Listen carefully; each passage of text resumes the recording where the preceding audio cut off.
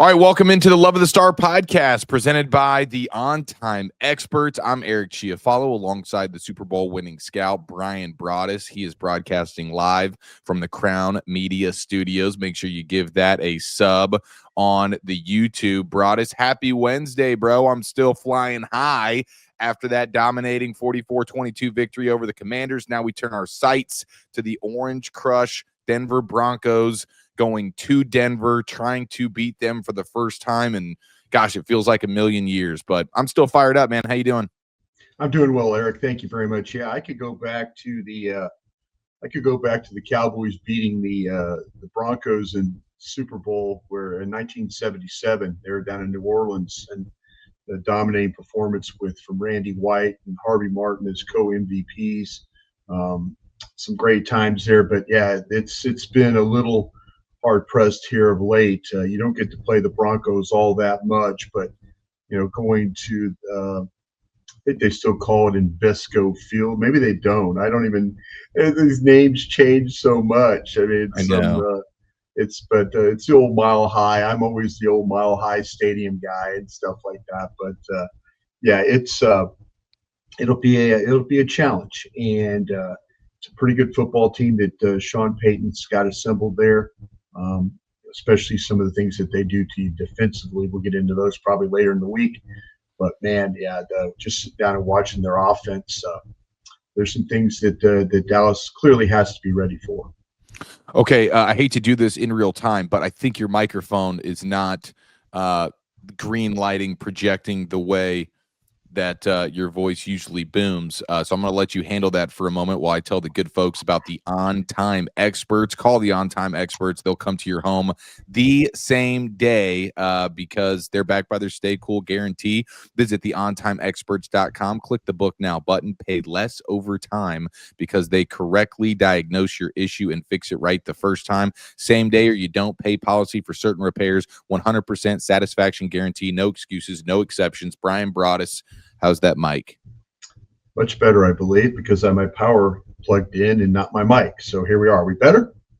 I think it's the same. I'm not seeing the green light. I'm not hearing you boom the same way as. It's green over there? It's green, sir. Absolutely green. So my apologies here. Maybe need to check the mic. We'll check the mic as we go. But yeah, give me some commentary, Eric. Tell me what you're seeing, what you're hearing, all those kinds of things. About the whole trade stuff yesterday. Yeah. I think we definitely need to go ahead and start there because the rumors are starting to fly around. We have the NFL trade deadline lurking right around the corner here in just a couple of weeks. And yesterday, on Tuesday, we had Trey Wingo tweeting out unannounced, just bang, hits the Twitter with the Cowboys are certainly interested in acquiring Max Crosby from the Vegas Raiders, which would be music to all of our ears for the most part. I mean, he's a well-rounded edge rusher. He's absolutely fantastic. Played at Colleyville Heritage here in DFW, and he's been one of the best edge players in the NFL for many years. He's 28 years old now, and he is under contract for the rest of this season and 2 more seasons after that, making like $35 million a year. And the reports were that the Cowboys were interested. Then we find out that Max Crosby himself is interested in coming to the Cowboys. And then later on in the night, we find out that the Raiders apparently sat down with him and told him, hey, you're not going anywhere. We're not trading you, even though we are an absolute dumpster fire of a football team. So that's where things stand on Max Crosby right now. Yeah, you got me okay now? Much better? Yeah, that's good. Better. Here we go. Sorry about that, folks. That one's on me setting this thing up. Yeah, I think that Jane Slater, I know Tom Pelissari was on this. I know Jane Slater's got this thing wired. She is she's got really excellent sources on this, and I know she was reporting that last night that he was not going to go anywhere. But I also want to say this. We kind of got the idea that Micah Parsons wasn't going anywhere, and so, you got to be mindful. Initially, I think everybody is trying to kind of Trey Wingo has got really good sources too with the Raiders. I think he was reporting that on their end more than Dallas's end, because when I started to talk to the people in Dallas, they were saying, well, it's news to us right now. But I think Dallas is in the trade market. I just don't know if that the particular player we'll see. But, they were at the NFL owners meeting in New York yesterday, and it would have been a great opportunity for Jerry Jones to walk over to Mark Davis and say some things and maybe lay a little groundwork about potentially what could be in the future. But I trust Jane. I trust Trey Wingo. Yeah, I think right now, like I said, everything, a lot of water being thrown on the trade possibility with the two teams. But I just also again remind folks that Stephen Jones said he was not going to trade Micah Parsons. And lo and behold, this is what happened. So never say never until the deadline passes completely. I think every team has their price. I think every team, when you really break it down, they have to evaluate where they are at this point in time in the season. We're nearing the halfway mark. It's, some teams are looking at it as like, this is a lost season. We need to think about recouping some things. Maybe there's a guy that, that we, let's be honest with you. If you look at Max Crosby, he plays at such a high level for a football team that's not playing very well. It would be, in a way, kind of a really a bold move to say, okay, well, Max Crosby's the problem here, and let's go get somebody else, kind of thing. But I think you have to make the determination if you're the Cowboys. What is your level of comfort of going to do this deal? Are you comfortable potentially giving up both those Green Bay first round picks that you obtained in the Micah Parsons trade? Or are you going to try and go another avenue here? If in fact that Max Crosby is on the market, which secretly I believe he is, then you have to probably battle some other teams. And are you going to be able to come with a package that satisfies what the Raiders want? So something worth keeping an eye on. I don't think the cold water's been completely thrown on this one yet. Yeah, I tend to agree with you. When I saw those reports last night, I'm thinking, hey, that's what a smart organization should do. You have an asset that teams covet around the league, and you don't want to just open the door for, we want to let them go. You're trying to drive up the price as much as possible. And as you mentioned, there's a price for everybody. Nobody is truly untouchable, especially when you're talking about non-quarterbacks. So, and the Raiders are so bad right now. If I'm a Raiders fan, as much as I love Max Crosby, and I probably got a Crosby jersey, and he's been my favorite player for the last half decade for sure, because he's been a total menace, stopping the run and getting after the quarterback. And he's kind of an Iron Man. I know he missed some games last year, but the dude never comes off the field. And so last year it finally caught up to him a little bit, but he's still playing really, really good football, 28 years old. And the Raiders are just so down bad right now. They are such a bad football team. You might as well get something for a guy like that as you totally hit the reset button and try and figure out, you basically need 11 starters on offense. Well, I guess 10 because you have Genty and Bowers, but for the most part, they need a whole revamp. So I would be looking to move them, but I get the Raiders trying to drive up the price a little bit. And he will be a commodity, but at the same time, the Cowboys, depending on how aggressive they want to be here, the Cowboys have as many assets as anyone after that Parsons trade. Then you have to get into, okay, where do we draw the line in terms of what we're willing to give up for this player? Yeah, I just know, and I haven't looked at the NFL draft yet. I will start here in probably another week, start looking at players getting ready for the 2026 draft. I'm going to say that Dallas will pick probably somewhere, hopefully they'll pick in the 20s, with their own pick. That means that's a playoff team, and we'll see how things go from the playoffs if that's the case. The Packers likely will be right now. I saw a projection there at 30, 31. So you're going to have likely, if everything works out, you would have two late ones.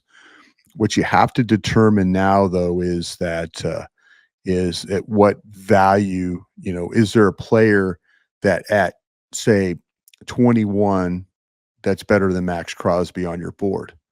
Probably not. Is there a player at Green Bay's pick that? No, probably not. So, if in fact now, if you're talking that you're a team like New Orleans and you've obtained this pick and your own pick is somewhere in the top 5, now you really have to kind of judge yourself. Like, is there a player that you like in the top 5 that's better than Max Crosby? Now it gets, is there a better one in the top 10? Depending on where you finish in the draft system, you have to evaluate where those picks are, and is there a player? Are you giving up a pick for a player? You always have to say, is that player better than the player you're getting? And in a lot of cases, I think that you would be hard pressed to find players better than Max Crosby. I mean, we'll see if you get into the top 5, once you get studying and like, wow, I really like this guy and I think it's a young talent and we could have him for 5 years and that kind of thing. But I think you're going to be really hard pressed to find somebody better than Max Crosby at where you're picking at your spot and Green Bay spot. Yeah, absolutely. And you do, I mean, you factor in the cheapness of the rookie contracts and you factor in, where you're at as a franchise. Are you kind of in more of a reset or rebuild situation, or are you in more of a win now situation? And the Cowboys are in that weird spot where there's a lot of win now elements to the way they've built this team and the way they're performing right now. You have a championship level offense. Mm-hmm. You paid Dak Prescott all that money. He's playing the best football of his career. And so you make the George Pickens move, which could potentially just be a rental. That's a win now move. You're paying Lamb all that money. You have plenty of aspects of this team that is like, okay, we should be in win now mode. And I do feel like you would be doing yourself a disservice if you didn't try and really capitalize not only on the, maybe it's lightning in a bottle with this offense right now, but just this general couple year window. You still have Dak under contract, and you should have some really strong continuity offensively because basically all your guys from a starting standpoint are under contract to come back next year. So I think they need to capitalize on this window. As much as you say that it's championship caliber and win now mode for the offense, different story for the defense. Thank God we saw some level of life versus the Commanders. We know they were injured and a little bit down bad there, and Jane Daniels goes out of the game. But it was nice to see the defense start to look a bit more competent in a way that we haven't seen before. But they're still a long ways away from being championship caliber. So why not just try and throw as much as you can at that defense right now and stabilize it and give yourself a chance to win in a year where you have an offense and a coaching staff that is clearly capable. So I would be totally in favor. I get it. Like 2 first-round picks or something would be, I'd be a little rich to go get Crosby, but I can't say I'd be totally disinterested, especially when you talk about, hey, you get Crosby, now all of a sudden maybe, you're a playoff team. That's going to be a late pick. The Packers is going to be a late pick too. So, but there's also so many other options as well in terms of if you don't want to give up that level of asset, you can still go get some guys. I would be pretty frustrated, especially if they go out there and find a way to beat Denver. Like, you've got to get this defense some help. And there's plenty of options out there. If you don't want to go with the big first round type swings, you can get some guys. And I think they need probably a handful. Yeah, Eric, I think you're in a little bit of a dangerous situation if you're the Cowboys defensively, because there's people in the organization, and I used to be one of those people that they listen to my opinion. And you're in a little bit of a dangerous situation because you're seeing that you're going to have some guys coming back from injury. And so now who is convincing Jerry and Steven that, hey, wait a minute, we'll be fine. We get Overshown back. We'll get, we're getting some other guys back. We're getting our corners back. We're getting, that's the danger that, instead of, is my hope and your hope as well, I believe, is that somebody in the organization is saying, listen, we got this way on offense because we went and traded for a guy like George Pickens. I would be the guy standing up in the room reminding everybody that, hey, listen, look what we did. We traded a 3rd round pick for a guy that's made our offense remarkably better. It's helped Lamb, it's helped the quarterback, it's helped the play caller. I would remind everybody of that. Like, old saying, fortune favors the bold. I'm not interested in just being the guy or the gal in the organization that says, well, we got guys coming back. We got, Overshown's coming back. That'll be a big help. We'll be, we got all these guys coming back. That's, man, that would drive me nuts if I was sitting in that room. Me And I too. would, and maybe I'm different and maybe you're different, but that's the danger of working for the Dallas Cowboys, that you get people within the organization that just don't want to make that move. And then Jerry listens to those people. There were people in the organization that were adamant about trading Micah Parsons. Jerry listened. Jerry listened. There were people in the organization that, like, if you pay him over $40 million, that's a mistake. We'll see how that plays out. I don't know. I mean, he was outstanding. He's been really good during the season. He was outstanding against Arizona, last week. But there were people that were standing up and saying, no, this guy, he doesn't do this. He doesn't do this. He's not a leader. Jerry listened. And I'm hopeful that there's people like you and I that are in that organization that will say, we need to go now. Let's not act like that. This division, Philadelphia's kind of wobbling a little bit. The Giants look like a better team. You saw the Commanders are just too banged up right now. But this division in this conference, with the exception of the Tampas and the Detroits and the Rams, there's some things to be. I mean, you went toe to toe with Green Bay, one of the top 4 teams. Should have beat them. Should have beaten Philadelphia. If you had one or two things go your way, that would have been the case. But if I'm in that room, I'm standing up on the table and I'm saying, listen, we need to think about going and, if they're telling us no, we need to keep asking. Just keep asking. Eventually somebody in that organization that you're going to trade to or trade with will say, okay, yeah, we're in a bad situation and the 2-1s are better than, or 1-1's better than the options that we have right now. Yeah, I mean, it's hilarious to think that. And listen, we all love DeMarvion Overshown, Sure. but they're putting a lot on him being a savior for this defense, a guy who's coming off of just a total knee obliteration last year. Yeah, absolutely. Like to bank on him to step on the field and be the same explosive, dominant player that we've seen him be in what's been a relatively small sample because he's dealt with the injuries. Like, to me, that is just crazy. Like you just, like, you're thankful that he's back, and anything you get from him this season, you should just be grateful for, because, like, coming off an injury like that, dude, like, that is, and he's obviously in a new defense now, and he's so committed and he grinds his tail off, and no one does the rehab and like him. He's an emotional leader for that team. He's kind of the heartbeat. Everybody loves him. It's going to be great to have him back. I can't wait to watch him play. But to act like he's going to be the reason why your defense becomes championship caliber, I mean, come on, dude. And what, Savon Ravel, again, another guy that we love, excited about him, excited about his future. He's a rookie who last time he played, he was on the practice field for East Carolina. Yeah. It's like, and now you expect him to just step in and be a savior for you as a rookie with an ACL that had a setback, and now we're just throwing him onto the field, and all of a sudden, hey, there's a Revis Island. Let's go win a Super Bowl. Yeah. Like, you are crazy to stand up and think that that's all this team needs right now. If you really want to be serious, you've got to go get proven commodities, and you cross your fingers that Revel and Overshown can be sort of cherries on top for you with a defense that begins to move in the right direction. But if you want to be serious about doing some serious winning here, then you've got to go make at least a Max Crosby move, or a couple of maybe lesser moves. Is it Jalen Phillips in Miami? Can you go find a linebacker somewhere?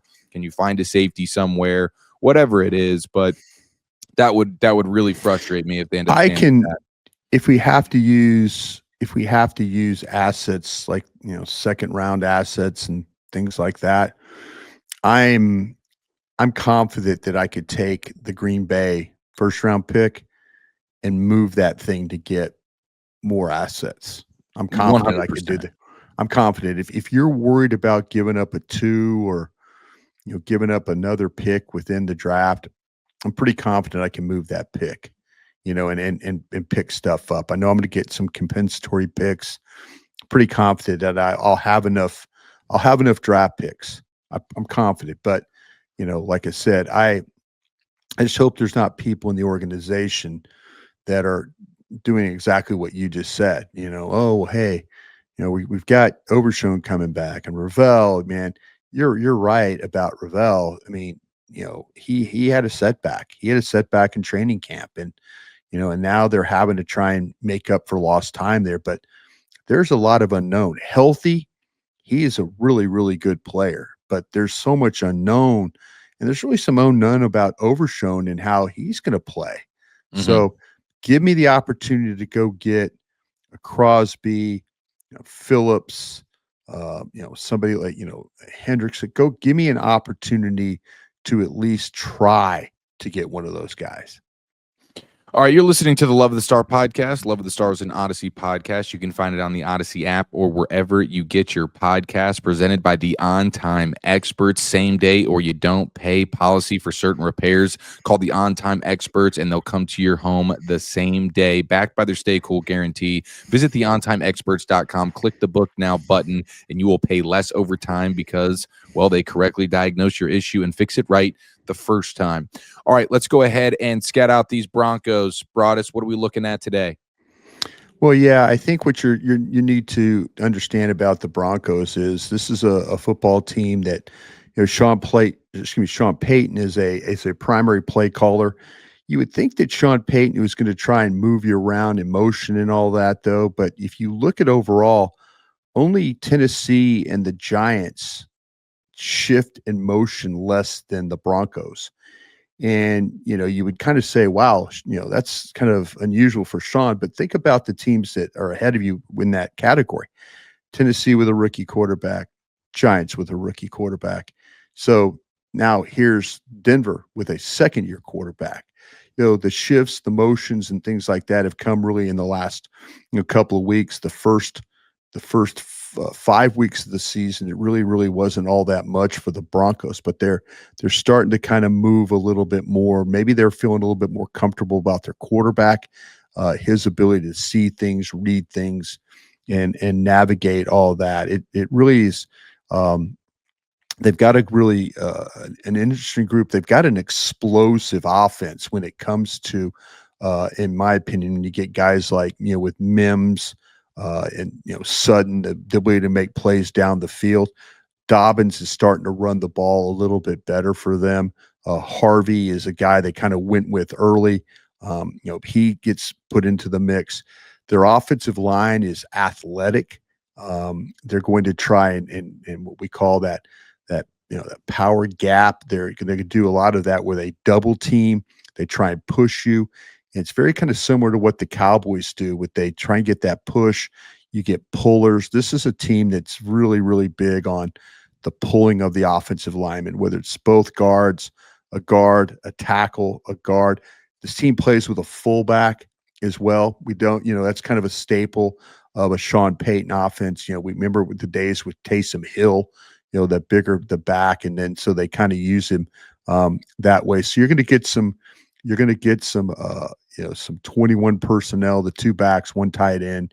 You're going to get that kind of a look from Sean Payton. And like I say, there's not a lot of teams that have been that I noticed just watching their tape put that fullback in there, but they play with like a true fullback, and that's Adam Panisse is Prentice, excuse me, Adam Prentice, who is the fullback for them. So you'll see him line up. They get in a pistol formation, which means they put the running back right behind the quarterback. The Atlanta Falcons are a real big team. The Commanders are a real big team doing this. The Eagles are a big team doing this, where they line the running back right behind the quarterback and then run off that kind of action. So it's a team that's like I say, I mentioned the explosive plays, but they've had some problems. They've had some problems on the right side of their offensive line. And Mike McGlinchey, who was signed from the 49ers, has struggled with some pressures. He struggled with some sacks across the board last week. We've all seen the New York Giants and how they rush the passer. They've got some quality at tackle. They've got quality at edge. If you look at overall the way that the Broncos played last week, each guy had 2 to 3 pressures. So it was really across the board, but it's really on the right side of the offense, where Quinn Mertz and I mentioned Mike McGlinchey have had problems with some twist stunts.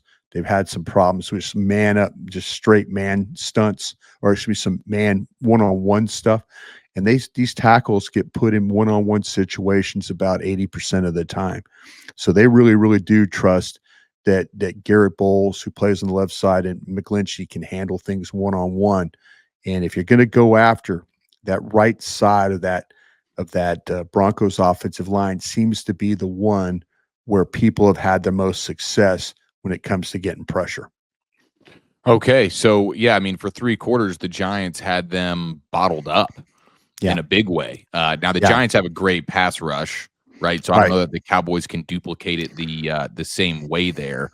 I haven't noticed that the Broncos have really run the ball overly well this season. Right. And well, the running is really, like I say, with Dobbins has been they run the ball, or they attempt to run the ball like Dallas does, where it's like I said, they try and get push and get a puller and then get the ball up inside, where Dobbins has been good. The 10-yard runs that they've had have been mainly because of, like, they get some push, a puller, and then all of a sudden he's up through the hole, missed tackle, and then now he's into the secondary. We had Mark Schlereth on our show yesterday, and he was talking about they really don't run the ball all that well, or they haven't run the ball all that well. If I'm them, I still try. I'm as thrilled to see if I'm still going to test Dallas, even though Dallas played much better against the Commanders last week and handling Crosby Merritt. I feel like, that Washington and Carolina probably better running game than what the Broncos have right now. So, but it'll still be a challenge to be able. Like I say, you'll just have to be ready for it in a little bit different way. Bo Nix running the football. Yeah, I mean, he'll scramble on you quite a bit, won't he? Yeah. This is very much a drop back, and if there's a gap or if he sees a lane, he's a drop back and go. He's not going to let things develop and hang in the pocket and make throws. His interceptions, a lot of them, the 4 plays that I watched that were him rolling to his left and just throwing the ball. He would just make some random throws or try to fit a throw into an area where he has no business to. You're rolling to his left and just, okay, let's just chunk it into the middle of the field and see if Sudden or Mims or somebody like that can make a play. I mean, it's just not. Some days you're like going, wow, I could see why, Sean would get a little upset with some of the turnovers and stuff he's had. I've seen him drop the ball in the pocket too. You watch the Tennessee game, he scrambles and he's moving in the pocket. He gets hit, ball's on the ground. So, ball security has been a little bit of a problem. That what I saw, just, him having that turnover there. So get after him that way. But yeah, he is a athletic quarterback. He is very much the get back, I don't see it, and just take off. And if you turn your back and start playing man coverage and run and just, give him space, he's going to take every opportunity to run if he can. Yeah. Do you think this is another game where you should mess around with some more of that man coverage and maybe blitz a little bit more like you did versus the Commanders? I'll be interested to see the metrics. I was, kind of diving into them. The film looked like to me that you might want to play a little bit more zone coverage against this guy. Mhm. just because it looks like the man stuff. He's not always accurate throwing the ball, and Dallas did a really good job because of the last week with their quarterback with the Commanders. With that told you to play more man coverage. That told you, like, the numbers that you saw told you, like, listen, this you're just not going to complete passes. He's not going to complete passes in man coverage. So I think right now, to me, it's probably going to be more zone if against a guy like this that probably doesn't have a lot of experience. Daniels didn't have a lot of experience either. But it seemed like to me, I could say, you watch the tape, the man coverage stuff was a problem. This guy right here, Bo Nix, is more, I think the zones give him more problem of him being a young guy trying to read. I'll dive into it a little bit more this morning after this show and see, if, okay, where specifically has he had his more problems? Okay, fantastic. Yeah, I saw from John owning Pro Football Focus, like the Eberflus changes from the Commanders game were pretty apparent. Like the blitz rate Yeah. for the Cowboys weeks 1 through 6 was 22%. It goes up to 48% versus the Commanders. Yeah. Cover one weeks 1 through 6 under 5%. Cover Yeah. one versus the Commanders 38%. Yeah. Cover zero tripled. And the press rate, how often they were getting up there and pressing those corners, goes from 53% to 76%. So you could see tangible differences in the game plan there for Eberflus. And it certainly worked out. That was a prime opponent to do it against, down all those wide receivers. And absolutely. You had no fear. You had no fear of playing those guys. You really didn't. How much fear do you have with guys like Cortland Sutton, Marvin Mims, and Evan Ingram at tight end? Yeah, I think Evan Ingram has always been a problem. Evan Ingram hasn't always been healthy. That's the biggest issues for him. And when he's healthy, I mean, he had a year with the Jacksonville and I believe the Cowboys were playing at the time against Jacksonville. I need to go back and look at this, but he was a guy that had his moments against the Cowboys, just couldn't stay healthy. But yeah, this is a guy that's kind of a they always talk about the hybrid players and stuff like this. Guy's more like a wide receiver than he is a tight end. The way that he works in the middle of the field, the way his ability to catch the football, run after catch, has kind of always been good for this guy. So yeah, it's that could be a little bit of an issue if you don't handle that one. I really do like Cortland Sutton. I like the way he goes and gets the football. Mims is super explosive. Mims is one of those guys that you pop pass, jet sweep, throw him the ball in space. I mean, he can make some things happen. When he gets in space, he could be a real problem to deal with. A little bit of a smaller guy, but super explosive. Yeah, I mean those guys are legit. It was good to see Deron Bland get back to kind of being himself, getting his hands on the football, getting the pick six going. He was a tackling machine in that game versus the Commanders. Hopefully that was kind of the breakthrough game for him, and now getting healthy, getting more comfortable, and we'll see what happens with Diggs. I guess I'm sure we should be hearing from Diggs. What do you think today, tomorrow? Yeah. I think to get some details. Yeah, Jerry Jones was on our station on 105.3 The Fan yesterday, and he was comfortable with the reasoning that he got from Diggs about what happened. The organization's going to let Diggs speak on that. Early when this first all went down, I had heard one guy told me there's 3 different stories going around, and I don't know the stories myself, so I can't sit here and report what the stories are, but I had somebody in the organization tell me there's 3 different stories that he's telling. So evidently Jerry Jones is pleased. Now, Jerry Jones did say something very interesting to Bobby Belt on 105.3 The Fan yesterday, was the fact that Bobby asked him, about, where he was at with him, where he was at with the player. And, Jerry was kind of talking about, listen, it's important that you're available.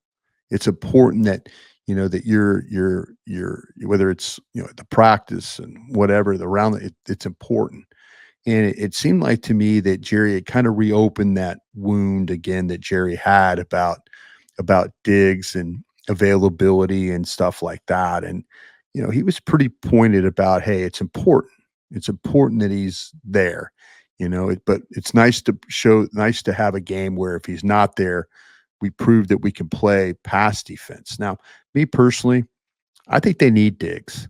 I do, and I'm not going to sit there and just, if they get mad at him like they got mad at Amari Cooper and move on or whatever, or if Diggs is not bought in, I can't help that.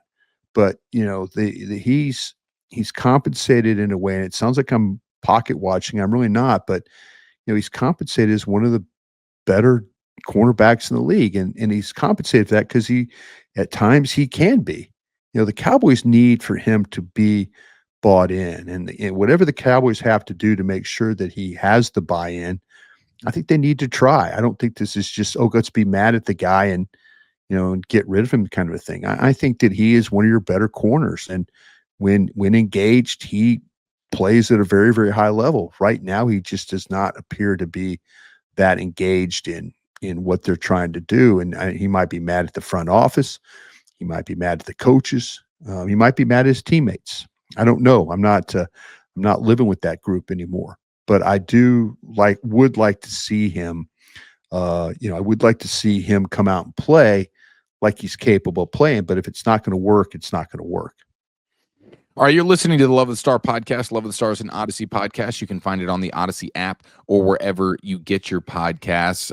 Broadus, let's jump into the Dean Julian mailbag here for a moment.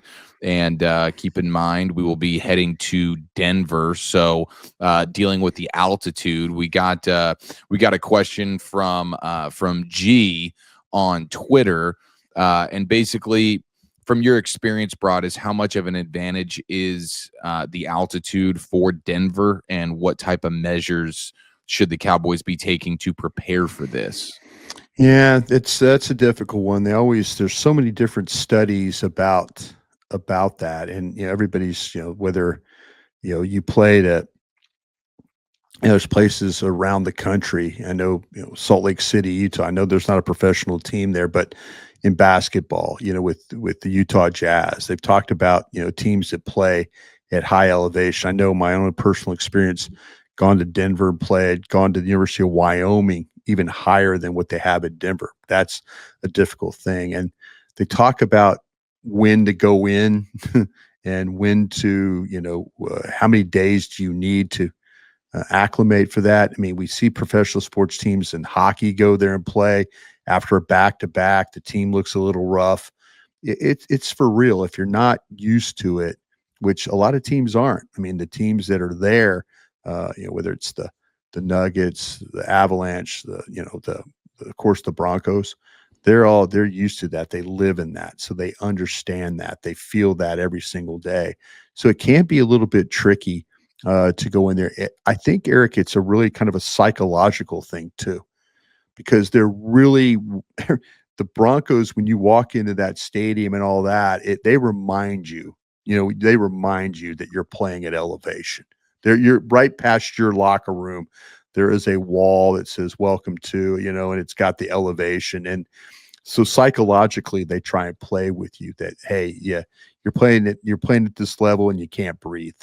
And that's kind of a scary thing as a player. But there's really just the only thing I've ever heard that worked was going in there early and try and kind of acclimate to it. But it doesn't look like the Cowboys are going to do that at all. It looks like they're going to just go in on the normal Saturday and try and just do the best they can to deal with it on Sunday. Yeah, I mean, I've heard about the beet juice and stuff like that. For whatever reason, it feels like there's some like beet juice can do something for you to try and assist. But yeah, a lot of it. Anything you could do to get more oxygen into your lungs, that's the biggest issue there. But yeah, it's you think you're like, this is fine, and then you start moving around like I've done, where I've gone walking and jogging. And I was an athlete many years ago, but just walking around town, you kind of notice it. You kind of, I don't feel. So just imagine, the one thing I could say, there's all kinds of these scientific studies that they've done. I know the U.S. Olympic Committee is there in Colorado Springs. They've done a bunch of studies about that. It's why some of the Kenyans, and here's something it's a little bit, I'm a former marathon runner, believe it or not, 5 completed marathons, and it's not a brag. That's just I'm lucky I'm It's a still good, with you here. I'm it's a lucky I'm humble still brag. with you today. But yeah, Kenyans and how they train at high altitude and how they're able to, when they come and run these events, and that high altitude training just completely puts them at a great advantage over everybody else because of lung capacity and how they breathe and stuff like that. So it could be a tricky thing to have to deal with, but we've seen pro teams go in there and handle it before.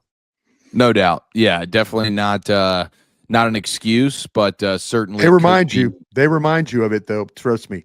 When you pull up, the buses pull up. They remind you that you're playing at altitude. Yeah.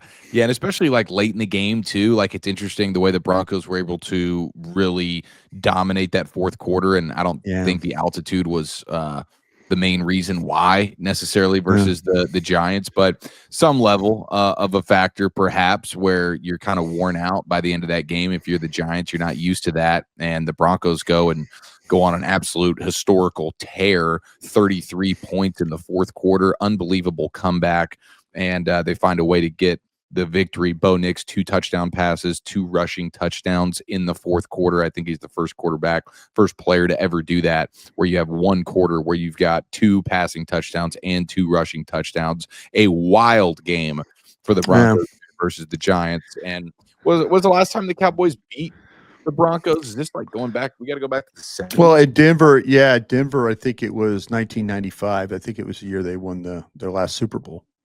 Yeah. Oh, okay. Old Mile High Stadium. Yeah. 1995. It's been that long. Difficult play. You don't get to play them that often, Mhm. but here you are. I think the last time that the last time they played was a Vic Fangio coach team with Teddy Bridgewater playing at AT&T Stadium. Yes, I do remember. Yeah, Fangio, because Fangio kind of had the book on Dak, it felt like there Yeah, for a little yeah, while. yeah. They ran the ball really well that day. Teddy Bridgewater starting quarterback, and Vic Fangio kind of bottled you up a little bit. And the Broncos will be wearing their Orange Crush throwback unis, which are some of With the the best. blue helmets, orange jerseys. Is that what we're Yeah. going with? Oh my gosh! Well, the last time I think the Cowboys. Well, I don't know. I know one thing. When the Cowboys played the 1977 version of the Orange Crush in that uniform, they mauled Denver. So maybe we can channel that. Maybe we could channel back to that day. That would be nice. That would be wonderful. Okay, one more question here Yeah. from Michael Malozzi. Is there one player currently not starting on offense or defense that you would like to see moving into a starter spot in the future this season? Is there anybody? I mean, obviously you have guys that are coming off the injury that will start to get their looks, but is there anybody on either side of the ball that you would like to maybe see more of? It's a really good question because I'm kind of thinking, not that Terrence Steele has been terrible, but I kind of liked what I've seen from Nate Thomas. So maybe I know last week it didn't materialize. That I was kind of hopeful that Nate, with getting some opportunity, they would shuffle him in and out at right tackle. I didn't see that particularly well. They did some things at corner that was different this last week. In the game, and maybe that gave them a little bit more of a jump. You mentioned about the guys coming back from injuries and stuff like that, but yeah, it's you've seen Bell play safety. It didn't seem like to me that it was that there was a huge drop off at that point. I know with Hooker, you have what you have with him, but it's kind of like there's guys that have flashed, but nobody to the point where you would say, I just kind of wonder what the situation is going to be with Mingo. Now that he's back on the active roster, I wonder if now is this going to be Ryan Flournoy had his 15 minutes of fame and now he's going back to the inactive list. I would be surprised if they sat Tolbert. I would be surprised. People listening right now go, damn, Brian. Well, I think we see Tolbert in a much different way than they do. Mm-hmm. And so that's kind of why I don't think he'll sit. I would be surprised if he sat. I think, but they're going to have to figure out somebody to sit, and it might be Ryan Flournoy is the one that sits. Yeah, which is certainly disappointing. But Mingo did flash throughout training camp, and this will be the first time we really get to see him play with Dak Prescott. Yeah. So. Or Mingo could be the inactive guy. You mean, you don't know, but I mean, Right. I want to believe that by getting him on the roster that they want to see him play. Yeah, absolutely. And then, otherwise, I think your starters are generally settled. For the moment, I would like to see more Spanford than Scooney. Don't really care to see Scooney play much more. That would be one. It seemed like they're obviously starting to get Jaden Blue going a little bit there in that Commanders game. Had a nice outside run that got called back from, believe it or not, a Tolbert hold. And so that one got negated, but at the end of the game, they got him some work in. So maybe you start to see a little bit more Blue and add just kind of a different dimension to the rushing attack, and then start to get him involved in the screen game and out of the backfield and get some explosives from Blue that way. That would be nice. But otherwise, it feels like things are starting to settle, and then we'll just kind of see what happens, how they approach the Diggs situation. Is he available, and how much of a rotation do they want to have there in the back end or whatever? But otherwise, I think things are going to be relatively status quo here in the meantime. So, all right, there it is. There's the mailbag, and that'll do it for today's episode of the Love of the Star podcast presented by the On Time Experts. We took a look at the Broncos offense, and then coming up on Saturday, we'll preview the entire game. Wolchuk, Broadus. We'll take a look at the defense in particular. That's going to be a hell of a matchup. That Broncos defense, that pass rush.